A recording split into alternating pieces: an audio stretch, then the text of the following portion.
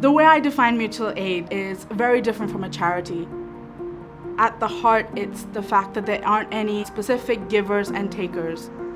Everyone is just members of the community supporting each other.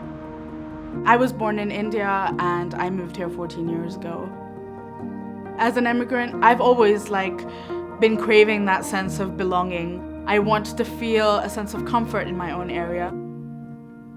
The biggest thing that's come out of this is, for the first time in all my years, hear that London feels like home.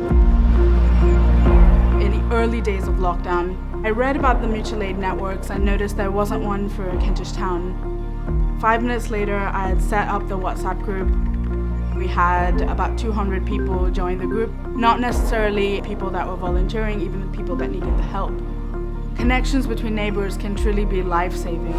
There was a lady who had an accident and was on the floor for 4 days. Thankfully, we had a volunteer that was regularly checking up on her. We had to get the door broken down and she was rushed to the hospital. When I speak to her, she tells me, "Thank you, if it wasn't for your group, I may have not survived this." Isolating Together is a photography project to tell a story of how people came together during a crisis. It features 70 faces and stories of neighbours and their unique perspective of lockdown. I want to tell people that there's always someone there that can look out for them. When you think of London, you think of everyone in their bubbles going about their day, and then you see the story of how people supported each other, and it proves that it's possible.